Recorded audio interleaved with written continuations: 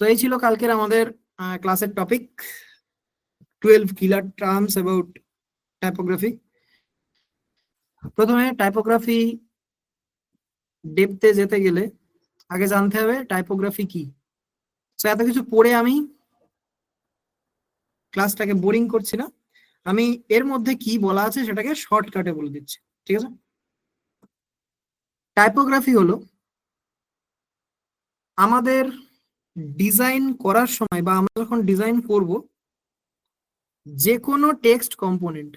Text component কি কি হতে পারে কালকে আমি বলেছিলাম, একটা লেটার হতে পারে, একটা ওয়ার্ড হতে পারে, একটা সেন্টেন্স হতে পারে। ওকে, লেটার কোনগুলো? এই যে টি, ওয়াই, পি, ও, এগুলো এক একটা লেটার। আর এক একটা লেটার মিলিয়ে কি তৈরি হয়? একটা ওয়ার্ড তৈরি হয়। আর কিছু ওয়ার্ড মিলিয়ে একটা কি তৈরি হয়? সেন্টেন্স তৈরি হয়। ওকে, সো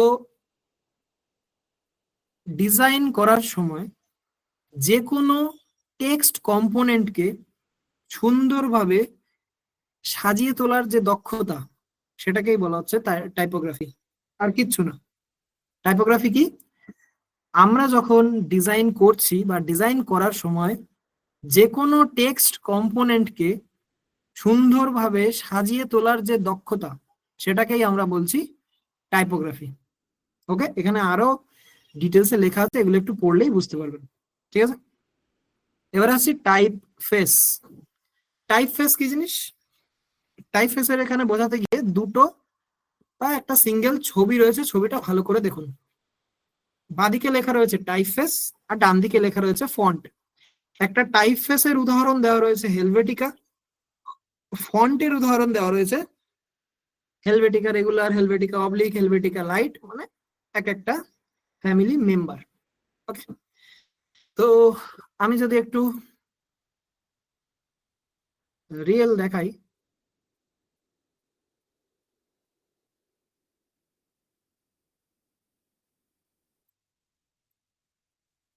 আমি একটা টাইপ ফেসের এখানে যাই,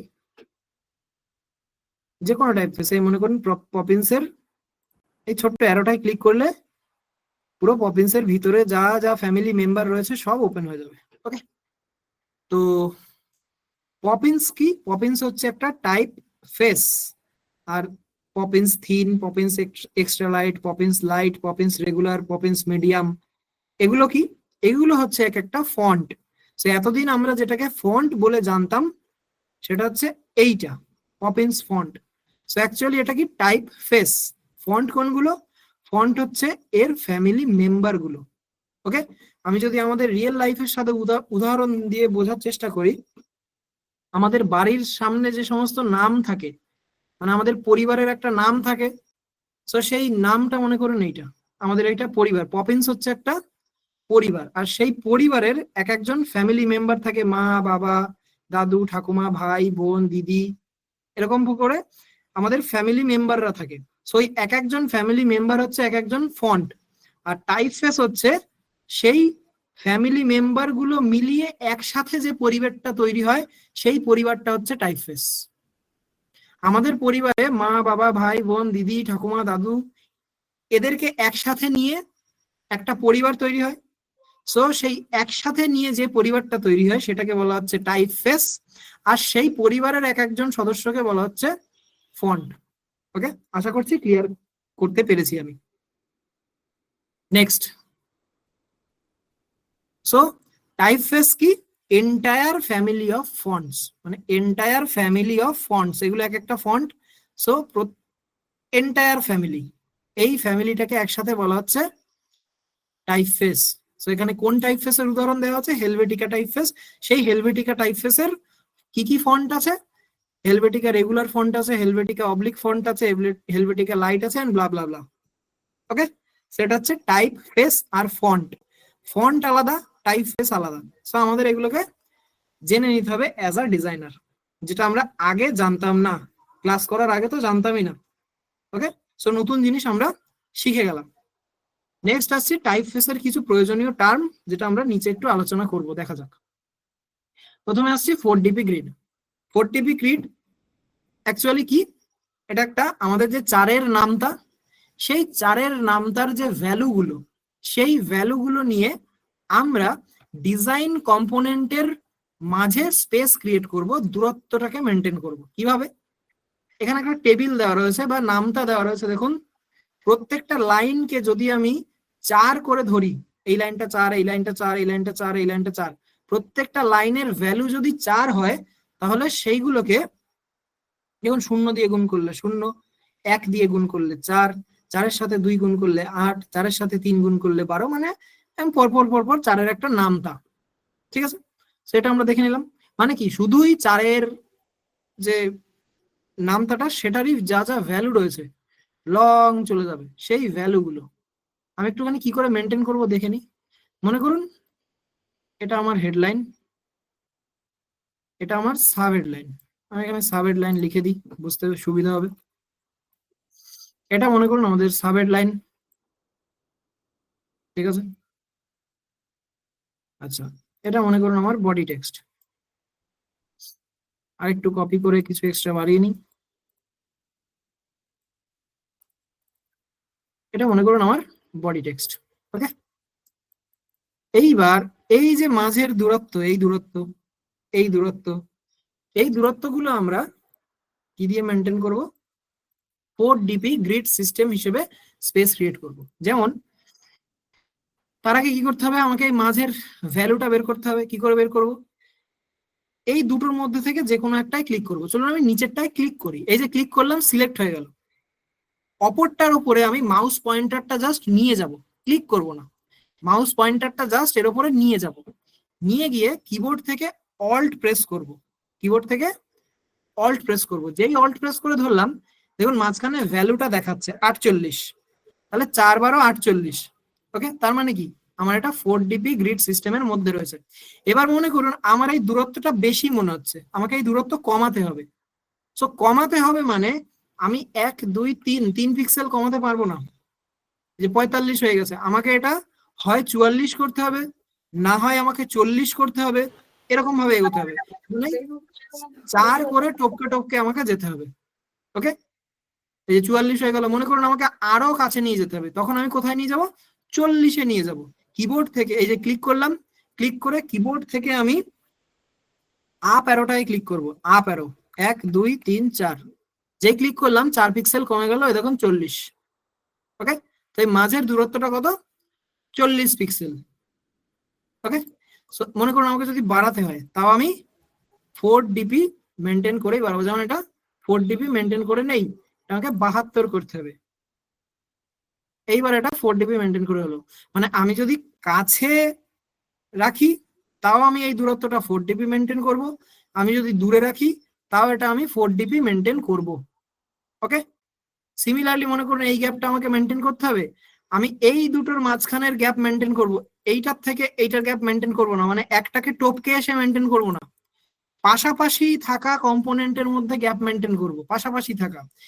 এখান থেকে এখানের দূরত্ব মাপবো না, মানে এই দূরত্বটা আমি মাপবো না, আমি মাপবো হচ্ছে এই দূরত্বটা আর এই দূরত্বটা। পাশাপাশি থাকা কম্পোনেন্টের মধ্যে আমি দূরত্ব মাপবো। কিভাবে মাপবো? মাঝে অলওয়েজ 4DP মেনটেন করে মাপবো, মানে 4 দিয়ে ভাগ করলে যেন সেই ভ্যালুটা মেলে। কোন ভ্যালুটা? একটাকে ক্লিক করব, অপরটার উপরে মাউস পয়েন্টার নিয়ে যাব, নিয়ে গিয়ে অল্ট প্রেস করে ধরলে যে ভ্যালুটা আসবে, সেই ভ্যালুটা যেন 4 দিয়ে ভাগ করলে মেলে, তবেই সেটা 4DP গ্রিড সিস্টেমের মধ্যে পড়বে। আর যে স্পেসটা ক্রিয়েট হবে, সেই স্পেসটা একটা সুন্দর ব্যালেন্সড স্পেস। তো নেক্সট আসছি আমরা অ্যাসেন্ডার, ডিসেন্ডার, এগুলো আমি পরে আসছি। তার আগে অ্যাসেন্ডার ডিসেন্ডার জানতে গেলে আমাকে আগে একটু জানতে হবে বেস লাইন কি জিনিস। বেস লাইন হচ্ছে, এই একটা ছবির দিকে ভালো করে লক্ষ্য করুন। ছবিটা দেখেই আমরা চিনতে পারছি সেই ছোটবেলায় যখন আমরা ইংলিশ খাতায় লিখে আসতাম। তো ইংলিশ খাতায় যখন আমরা লিখতাম, একটা মেইন লাইনের ওপরে ভর করে আমরা সমস্ত লেখাগুলো লিখতাম। একটা মেইন লাইনের ওপরে ভর করে আমরা সমস্ত লেখাগুলো লিখতাম। সেই লাইনটাকে আমরা বলছি বেস লাইন। মানে কথাটার মধ্যেই দেখুন একটা পাওয়ার রয়েছে, বেস মানে যে সমস্ত লেখাকে ধরে থাকে। ঠিক আছে, সো যে লাইনটার উপরে আমরা সমস্ত টেক্সট গুলোকে লিখে থাকি, সেটাকে আমরা বলছি বেস লাইন। আচ্ছা, নেক্সট কি? Cap height. ক্যাপ হাইট হচ্ছে আমাদের লেটারের মধ্যে দু রকমের লেটার থাকে, এক হচ্ছে স্মল লেটার আর এক হচ্ছে ক্যাপিটাল লেটার। সো ক্যাপিটাল লেটারের যে ম্যাক্সিমাম হাইট, ক্যাপিটাল লেটারের ম্যাক্সিমাম যে হাইট সেটাকে দেখুন মার্ক করা রয়েছে একটা পিঙ্ক লাইন দিয়ে। সো ক্যাপিটাল লেটারের যে ম্যাক্সিমাম হাইট সেটাকে আমরা বলছি ক্যাপ হাইট। ক্যাপ কোথা থেকে এসছে? ক্যাপিটাল লেটারের ক্যাপিটাল থেকে ক্যাপ কথাটা এসছে। Okay, next x height. X height কি জিনিস? ক্যাপ হাইটের ঠিক উল্টো। ক্যাপ হাইটের ঠিক উল্টো হচ্ছে এক্স হাইট। সো আমাদের লেটারের মধ্যে যে স্মল লেটার, সেই স্মল লেটারের যে হাইটটা বা স্মল লেটারের যে বডি হাইটটা সেটাকে আমরা বলছি এক্স হাইট। ওকে, তো আমরা কি কি জানলাম? এক্স হাইট জানলাম, স্মল লেটারের হাইটকে বলা হচ্ছে এক্স হাইট, ক্যাপিটাল লেটারের হাইটকে বলা হচ্ছে ক্যাপ হাইট, আর বেস লাইন হচ্ছে ছোটবেলায় আমরা যে লাইন, একটা মেইন লাইনের উপরে ভর করে সমস্ত লেখাগুলোকে লিখে আসতাম সেটাকে আমরা বলছি বেস লাইন। জানলাম এই তিনটে। এইবার যাই অ্যাসেন্ডার ডিসেন্ডারে। অ্যাসেন্ডার ডিসেন্ডার কিভাবে? এখানে দেখেন একটা ছবি দেওয়া রয়েছে, ছবিটার মধ্যে কি কি লাইন মার্ক করা রয়েছে? একটা বেস লাইন মার্ক করা রয়েছে, একটা এক্স হাইট মার্ক করা রয়েছে, আর একটা ক্যাপ হাইট মার্ক করা রয়েছে। ঠিক আছে, সো যে সমস্ত স্মল লেটারের বাড়তি অংশগুলো এক্স হাইট টপকে আকাশের দিকে বেরিয়ে যায় সেটাকে বলা হচ্ছে অ্যাসেন্ডার, আর যে সমস্ত স্মল লেটারের বাড়তি অংশগুলো বেস লাইন টপকে মাটির দিকে চলে আসে সেটাকে বলা হচ্ছে ডিসেন্ডার। ওকে, এর বেশি আর আমি ডেপথে যাচ্ছি না। যে কোনো স্মল লেটারের যে বাড়তি অংশটা এক্স সাইড টপকে আকাশের দিকে চলে যায় সেটা অ্যাসেন্ডার, আর যে সমস্ত স্মল লেটারের বাড়তি অংশগুলো বেস লাইন টপকে মাটির দিকে চলে যায় সেটা হচ্ছে ডিসেন্ডার। ওকে, এবার আমি যাই। নেক্সট হচ্ছে কার্নিং। কার্নিং কি জিনিস? কার্নিং হচ্ছে আমাদের যে সমস্ত ওয়ার্ড, সেই ওয়ার্ডের মধ্যে প্রত্যেকটা লেটারের মাঝের যে গ্যাপটা, যে স্পেসটা, সেটাকে আমরা বলছি কার্নিং। মানে যেটাকে আমরা লেটার স্পেসিং বলে জানতাম সেটা হচ্ছে কার্নিং। আমাদের টেকনিক্যাল টার্মে বা আমাদের ফিল্ডের যে টার্ম, সে টার্ম অনুযায়ী এটাকে বলা হচ্ছে কার্নিং। ওকে, নেক্সট আসছি শেরিফ আর স্যান্স শেরিফ। শেরিফ আর স্যান্স শেরিফ এই দুটো কি? এই দুটো হচ্ছে টাইপ ফেসের ক্যাটাগরি। একটা হচ্ছে শেরিফ ক্যাটাগরি টাইপ ফেস, আর একটা হচ্ছে স্যান্স ক্যাটাগরি টাইপ ফেস। ঠিক আছে, সো শেরিফ ক্যাটাগরির টাইপফেস কাকে বলছে? আমি শেরিফ ক্যাটাগরির টাইপফেসের মধ্যে দেখুন কিছু মার্ক করেছি। কি মার্ক করেছি? প্রত্যেকটা লেটারের কিছু বাড়তি অংশ লেজের মতো বেরিয়ে রয়েছে। সেই লেজের মতো বেরিয়ে থাকা অংশের এই যে বৈশিষ্ট্যটা, এই বৈশিষ্ট্যের কারণে আমরা এই ধরনের টাইপফেসকে বলবো শেরিফ টাইপফেস। যখনই এই ধরনের টাইপফেস আমরা দেখব, সেই ধরনের টাইপফেসকে আমরা কি বলবো? Serif typeface. ওকে, আর স্যান্স শেরিফ টাইপফেস কেমন টাইপফেস? ঠিক তার উল্টো। তার এন্ড গুলো পুরো শার্প থাকবে, কোনো লেজ এক্সট্রা বেরিয়ে থাকবে না। ঠিক আছে, একদম দেখুন শার্প, কোনো এক্সট্রা বাড়তি লেজ বেরিয়ে নেই। ঠিক আছে, সো এটাকে আমরা বলবো স্যান্স শেরিফ। আমরা ডিজাইনাররা এটাকে শর্টে বলে থাকি স্যান্স টাইপফেস। ওকে, আশা করি বোঝা গিয়েছে। নেক্সট আসছি স্টেম। স্টেম কি জিনিস? স্টেম হচ্ছে আমাদের যে কোনো লেটার, সেটা ক্যাপিটাল লেটার হতে পারে, স্মল লেটার হতে পারে, সেই লেটারের যে মেন বা প্রধান উল্লম্ব ভারী স্ট্রোকটা থাকবে সেটাকে আমরা বলবো স্টেম। ওকে, আমাদের ক্যাপিটাল লেটার হোক স্মল লেটার হোক, প্রত্যেকটা লেটারের যে প্রধান উল্লম্ব ভারী স্ট্রোকটা থাকবে সেটাকে আমরা বলবো স্টেম। ঠিক আছে, এখানে রেড মার্ক করা রয়েছে, আমি আর যাচ্ছি না বেশি। স্ট্রোক, স্ট্রোক কাকে বলে? এখানে দেখুন এই একটা ছবির মাধ্যমে ইজিলি বুঝে যাবেন। দুটো এস লেখা রয়েছে, ব্যাকগ্রাউন্ডে একটা এস, ফোরগ্রাউন্ডে আর একটা এস। ব্যাকগ্রাউন্ডে যে এসটা লেখা রয়েছে সেটা হচ্ছে ব্ল্যাক কালারের এস, আর কোনো না কোনো টাইপ ফেসের মাধ্যমে সেটাকে স্টাইল করে লেখা আছে ব্যাকগ্রাউন্ডের এসটা। আর সামনে যে এসটা রয়েছে সেই এসটা কিভাবে রয়েছে? নর্মালি যেভাবে আমরা কোনো লেটারের বডি ড্র করি, যেভাবে নর্মালি আমরা পেন দিয়ে লিখে দিই তেমনই লেখা আছে। ছোটবেলায় আমরা জাস্ট কি করতাম? এ লিখলে এ এর মেন স্ট্রাকচারটা ড্র করতাম, বি লিখলে বি এর মেন বডি স্ট্রাকচারটা ড্র করতাম। সো এই ওপরের এসটা তেমন ভাবে লেখা আছে, কোনো স্টাইল নেই, কিচ্ছু নেই। ওকে, সো যে কোনো লেটারের যে মেইন বডি স্ট্রাকচার বা মেইন যে অংশটা, প্রধান যে অংশটা, সেটাকে আমরা বলছি কি স্ট্রোক। সেটাকে আমরা বলছি স্ট্রোক। আশা করছি বোঝা গিয়েছে। নেক্সট হচ্ছে ওয়েট। ওয়েট কি? ওয়েট হচ্ছে আমাদের যে সমস্ত টাইপ ফেস থাকে, সেই টাইপ ফেসের মধ্যে যে ফন্ট গুলো থাকে, সেই ফন্টের প্রত্যেকের এক একটা নিজস্ব ওয়েট থাকে। কারণ কি, আমাদের বাড়িতে যে সমস্ত বা আমাদের পরিবারে যে সমস্ত ফ্যামিলি মেম্বাররা থাকে, সবার ওয়েট নিশ্চয়ই সমান হয় না। কারোর 50 কেজি, কারোর 40 কেজি, কারোর 80 কেজি, কারোর 100 কেজি। ওকে, যেমন এখানে দেখা যাচ্ছে এই আর্টটা হচ্ছে কাঞ্চন মল্লিক, তো আস্তে আস্তে যেতে যেতে এই যে খরাজ মুখোপাধ্যায়। সো এই ধরনের প্রত্যেকটা ফ্যামিলি মেম্বারের আলাদা আলাদা ওয়েট থাকে। যেমন আমি যদি এই টাইপ ফেসটার ওপেন করি, দেখুন থিন, এটা একদম পাতলা, এটা একটু মোটা, আর একটু মোটা, আর একটু মোটা, মানে আস্তে আস্তে ওয়েট বাড়ছে। এগুলো কি এক একটার নিজস্ব ওয়েট রয়েছে। এই যে ওয়েট, ব্যাস, আর কিছু না। আর এখানে কিছু কমন ওয়েট আমাদের টাইপফেসের মধ্যে দেখা যায়, ব্যাস। এই ছিল কাল। এটাকে আমি ক্লোজ করে দিই। এই যে। তো প্রথমে আসছি আমাদের হায়ারার্কি। হায়ারার্কি কি জিনিস? এটা একটা ডিজাইন থিওরির মধ্যে দারুণ একটা interesting theory, plus most valuable একটা থিওরি। কেননা একটা ডিজাইন শুধুমাত্র, এখানে একটা ছবি আমি দেখতে পাচ্ছি, ঠিক আছে? ভালো করে ছবিটা দেখুন, মনে করুন এটা একটা ব্যানার আপনার সাথে সামনে আছে। আপনার সামনে একটা মনে করুন ব্যানার আছে, ঠিক আছে? আমি একটু ছোট করে দিই, এই মোটামুটি এরকম থাকুক। এটা মনে করুন একটা ব্যানার, একটা ডিজাইন আপনার সামনে রয়েছে। ভালো করে দেখুন, আমি একটু সময় দিচ্ছি, আমি একটু সময় দিচ্ছি, 3 গুনছি, এই 3 গোনা পর্যন্ত আপনারা ভালো করে দেখুন। 1, 2, 3। এইবার আপনাদের কাছে একটা প্রশ্ন করি, কাছে যান, তাহলে যেমন বারবার চোখটা এদিকে আসতে থাকবে। ওকে, আচ্ছা, তারপরে এই টেক্সটটা দেখার পরে কোন টেক্সটটা আপনাদের, কোন জিনিসটা আপনার এই ছোট্ট করে এটা কারোর চোখে পড়েছে, অনেকের এটা চোখে পড়েনি, হতেও পারে, ঠিক আছে? এটা শেষের দিকে এসছে, বাট বারবার চোখ টেনেছে আমার এই দিকে, তারপর এর আশেপাশে এই দিকে।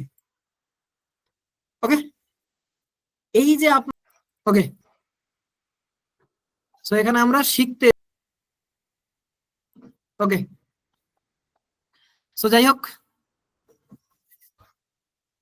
এই যে আপনাদের চোখের সাথে আমি একটা খেলা খেললাম। ওকে, তো এইবার আমি যাই হায়ারার্কি কি জিনিস সেটার দিকে। আমরা যখন ডিজাইন করব, হায়ারার্কিকে কিভাবে আমরা সাজাবো সেটা আমি একটুখানি বলি। আমরা যখন কোনো ডিজাইন করব, সেই ডিজাইন করার সময় আমাদের কিছু প্রায়োরিটি খুঁজতে হবে, মানে আমাদের কিছু ইম্পর্টেন্স খুঁজতে হবে। ওকে, যেমন মনে করুন আমাদের ডিজাইনে সব থেকে গুরুত্বপূর্ণ কি? আমাদের ডিজাইনের হেডলাইন। আমি একদম বেসিক ভাবে আলোচনা করছি, ঠিক আছে, যাতে মাথায় ঢোকে জিনিসটা। আমাদের ডিজাইনে সব থেকে গুরুত্বপূর্ণ কি জিনিস? হেডলাইন। তার থেকে কম গুরুত্বপূর্ণ কি জিনিস? Subhead line. তার থেকে আরো কম গুরুত্বপূর্ণ কি জিনিস? বডি টেক্সট, মানে এইটা, ঠিক আছে? সো আমাদের ডিজাইনে হায়ারার্কি সেট করার জন্য আমাদের প্রথমে কি খুঁজতে হবে? প্রায়োরিটি খুঁজতে হবে, ইম্পর্টেন্স খুঁজতে হবে। আমাদের ডিজাইনের মধ্যে কোন জিনিসটাকে আমি বেশি প্রায়োরিটি দেব, কোন জিনিসটার ইম্পর্টেন্স বেশি, সেটাকে আমাকে জানতে হবে আগে থেকে। ওকে, সো আমার ডিজাইনে আমার প্রায়োরিটি সেট করা হয়ে গিয়েছে। আমার হেডলাইন হচ্ছে মেন প্রায়োরিটি, আমার সাব হেডলাইন হচ্ছে তার থেকে একটু কম প্রায়োরিটি পাবে, আর আমার বডি টেক্সট তার থেকে আরো একটু কম প্রায়োরিটি পাবে। তো আমি একটা প্রায়োরিটি সেট করলাম, ঠিক আছে? এইবারে আমি এই 3টে প্রায়োরিটি অনুযায়ী, আমি 3টে দিয়ে ডেসক্রাইব করছি, বাট 3টের মধ্যেই সীমিত না, 3টেও হতে পারে, 3টের কমও হতে পারে, বেশি হতে পারে। আমি জাস্ট একটা বেসিক লেভেলে আলোচনা করছি জিনিসটাকে। বুঝবেন ভালো করে। সো আমার সেই 3টে প্রায়োরিটি অনুযায়ী এইবার আমি ডিজাইনটাকে এমন ভাবে সাজাবো যেন পরপর এই চোখের জার্নিটা বজায় থাকে। সবার প্রথমে ডিজাইন যখন আমার অডিয়েন্স দেখবে, সে যেন প্রথমে হেডলাইনটাই দেখে, তার চোখটা যেন বারবার ওই হেডলাইনের দিকেই যায়। ওকে, এইবার চলুন আমি কিভাবে এটাকে প্রায়োরিটি সেট করি দেখা যাক। আমার হেডলাইনটাকে আমি একটু সব থেকে বেশি ওয়েট দিলাম, দিয়ে এটা সাইজটা একটু বড় রাখি। দেন আমার সাব হেডলাইনের ওয়েটটা অবশ্যই হেডলাইনের ওয়েটের থেকে কম রাখবো, ঠিক আছে। এইবার আমার বডি টেক্সটের যে সাইজ সেটাকে একটু ছোট করব, করে এর যে ওয়েটটা সেটা আরো কম রাখবো। এইবার যদি আমি এই ডিজাইনটা একটু বড় করে দেখার চেষ্টা করি, এইবার বলবেন যে আপনাদের চোখটা বারবার কোন দিকে টানছে। এবার বলবেন আপনাদের চোখটা এইবারে বারবার কোন দিকে টানছে। তো আমি এখানে কি করলাম, আমার ডিজাইন কম্পোনেন্ট গুলোর মধ্যে আমি একটুখানি প্রায়োরিটি খুঁজলাম, আমি একটু ইম্পর্টেন্স খুঁজলাম যে আমার ডিজাইনে সব থেকে গুরুত্বপূর্ণ মেসেজ কোনটা, তারপরে তার থেকে কম গুরুত্বপূর্ণ মেসেজ কোনটা, তারপরে তার থেকে কম গুরুত্বপূর্ণ মেসেজ কোনটা। এই 3টে প্রায়োরিটি সেট করে নিয়েছি। তারপরে আমি কি করলাম, এমন ভাবে ডিজাইন করেছি, এমন ভাবে সাজিয়েছি যেন আমার অডিয়েন্সের সামনে ওই ইম্পর্টেন্স অনুযায়ী চোখের জার্নি হয়। দ্যাটস ইট, হায়ারার্কি এটুকুই, আর কিচ্ছু না। এটাকে অত টাফ ভাবে নেওয়ারই দরকার নেই, জাস্ট এটা একটুখানি। সো এটা গেল হায়ারার্কি। এবার চলুন আরো একটা ইন্টারেস্টিং টপিক, আরো একটুখানি আপনাদের ব্রেনের সাথে খেলা যাক, একটু একটা গেম খেলা যাক, আরো একটা গেম খেলা যাক, হোয়াইট স্পেস। এটাও প্রথম দিন আমাদের একটুখানি মনে হয়েছিল না যে আবার কি রে ভাই, খায় না গায়ে মাকে, নতুন ওয়ার্ড। বাট যারা একটুখানি আমরা ইংলিশ ফিংলিশ জানি, হোয়াইট মানে ছোটবেলা থেকে শুনেছি সাদা, স্পেস মানে ছোটবেলা থেকে শুনেছি জায়গা, মানে সাদা জায়গা। একটু ভাঙাচোরা ভাবে এইসবই বুঝতে পারছি, এর বেশি আর কিছু বুঝতে পারছি না। তো ডিজাইনে আবার সাদা জায়গা কি রে ভাই, এই সাদা পেজ সেটা, সেগুলো একটু জানা যাক কি জিনিস, একটা গেম খেলা যাক। আমি একটু ছবির দিকে চলে যাই, একটা জিনিস লক্ষ্য করবেন, যাই যে হোয়াইট স্পেস, এখানে দুটো ছবি আমি দেখতে পাচ্ছি, বাঁদিকে একটা ছবি দেখতে পাচ্ছি, ডান দিকে একটা ছবি দেখতে পাচ্ছি। একটু বড় করি, ভালো করে ছবিটার দিকে লক্ষ্য করুন। আমি একটু আমাদের রিয়েল লাইফের সাথে উদাহরণ দিই। মনে করুন এই যে 4টে লাইন রয়েছে, এই 4টে হচ্ছে আমাদের ঘরের 4টে দেয়াল, ঠিক আছে। আমাদের ঘরের 4টে দেয়াল হচ্ছে এটা। এইবার এই যে ভিতরে এক একটা কম্পোনেন্ট রয়েছে, একটা ইমেজ রয়েছে, কিছু লাইন রয়েছে, কিছু আইকন রয়েছে, এগুলো মনে করুন এক একজন এক একটা মানুষ, এটা একটা মানুষ, এটা একটা মানুষ, এটা একটা মানুষ, এটা একটা মানুষ, এটা একটা মানুষ, এও মানুষ, এও মানুষ, এও মানুষ, প্রত্যেকে একটা ঘরের মধ্যে রয়েছে, ঠিক আছে। এদেরকে দেখে মনে হচ্ছে জানো এরা বেশ হাসি খুশি ভাবে, বেশ এদের মধ্যে একটুখানি দম নিতে পারছে এরা সুন্দরভাবে, প্রপার অক্সিজেন রয়েছে ঘরটার মধ্যে, মানে ঘরের মধ্যে এদের থাকতে কোনো সমস্যা হচ্ছে না, বেশ নিঃশ্বাস নিয়ে সুন্দরভাবে থাকতে পারছে। ঠিক একটু পাশের ঘরটায় যাই, এটা মনে করুন একটা বাড়ির একটা ঘর, এটা মনে করুন ঠিক তার সেই বাড়ির পাশের ঘর। যেই পাশের ঘরে চলে এলাম, একই সাইজের ঘর, এই যে 4 দেয়াল, সেই 4 দেয়ালের মধ্যে এইগুলো এক একটা মানুষ, প্রত্যেকটা এক একটা মানুষ। এইবার এদেরকে তাকিয়ে দেখুন, এদেরকে দেখে মনে হচ্ছে যেন এরা শান্তিতে নেই, এদের ঘরের মধ্যে অক্সিজেন নেই, একটা সেই দম বন্ধ করা ফিল হচ্ছে প্রত্যেকের। আপনাদের চোখেরও দেখুন একটুখানি ডিস্টার্ব ফিল হচ্ছে। সো এদেরকে দেখে মনে হচ্ছে না এরা সেই ঠিক শান্তিতে নেই, ঘরের মধ্যে অক্সিজেন নেই, নিঃশ্বাস নিতে পারছে না। সেই বাড়িতে বিয়ে বাড়ির সময় সেই হয় না, একটা খাটের মধ্যে কে কার মাথার উপরে পা দিয়ে শুয়ে আছে, কে তার মুখের উপরে হাত দিয়ে শুয়ে আছে, কে কার বুকের উপরে উল্টে শুয়ে আছে, সেরকম দেখে মনে হচ্ছে না। আর এই ঘরটা দেখে মনে হচ্ছে না বিয়ে বাড়ি শেষ হয়ে গিয়েছে, এবার এরা সমস্ত রিলেটিভরা চলে গিয়েছে, এবার বাড়ির মেম্বার কটা শান্তি ভাবে সুন্দর করে ঘরের মধ্যে আছে। সো এইবার দুটোকে যদি পাশাপাশি রাখি, ভালো করে লক্ষ্য করুন, এটা একটা, এটা একটা, এবার একটু জুম করি।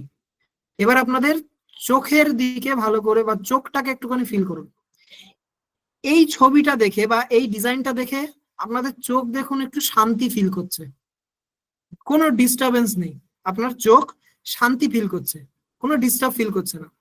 পাশাপাশি এই ডিজাইনটা দেখুন, এই ডিজাইনটার মধ্যে চোখটা পড়তেই যেন আপনার চোখটা একটু কনফিউজ, একটু ডিস্টার্ব ফিল করছে, একটু মনে হচ্ছে যেন দেখে সেই ঠিক সেই শান্তিটা পাচ্ছি না,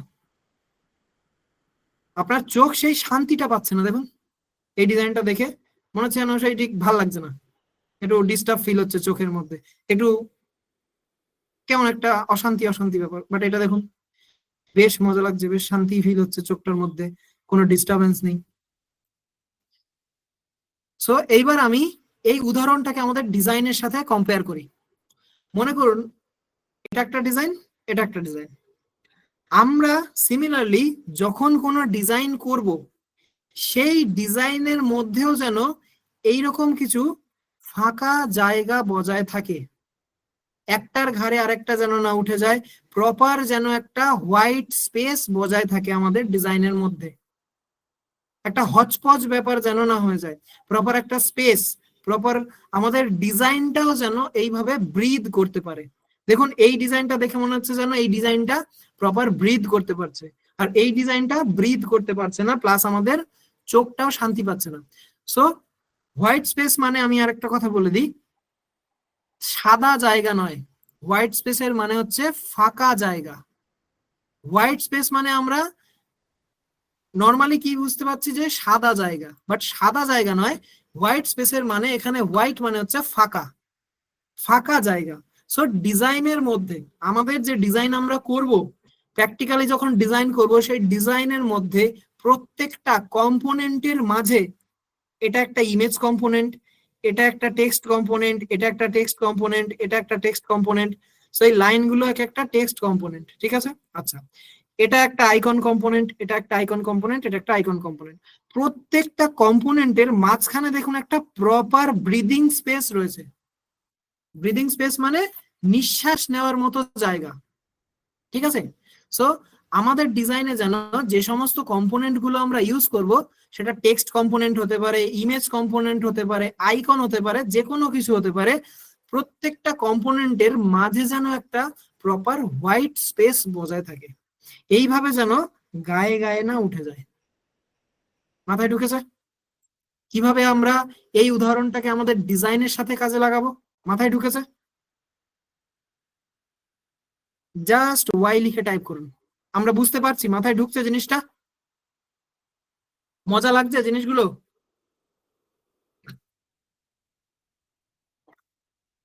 প্রত্যেকটাই হচ্ছে আমাদের হিউম্যান আই এর সাথে কানেক্টেড, হিউম্যান সাইকোলজির সাথে কানেক্টেড। ওকে। হুম। ওকে ওকে ওকে, থাঙ্কো।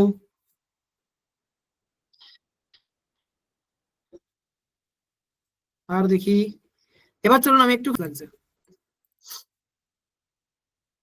আমি প্রপার এটা যেমন আছে তেমন একটু বানাই।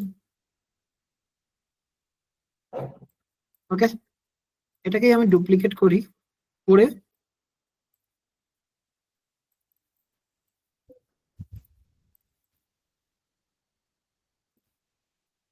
ওকে, এটা একটা ডিজাইন, এটাও একটা ডিজাইন, দুটোকে আমি একটু বড় করে দেখাই। এটা 1 নাম্বার, এটা 2 নাম্বার। আচ্ছা, এতটাও গায়ে গায়ে না রেখে চলুন আরেকটু ফাঁকা করে দিই, যেটা ন্যাচারালি আমরা করে থাকি।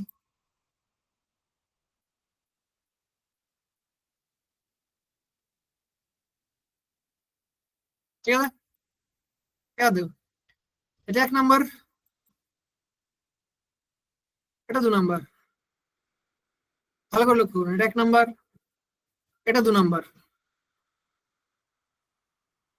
কোন ডিজাইনটা আপনাদের চোখকে শান্তি দিচ্ছে, কোন ডিজাইনটা প্রপার ব্যালেন্সড লাগছে, এটা ব্যালেন্সড লাগছে নাকি এটা ব্যালেন্সড লাগছে, কোনটার মধ্যে আমরা,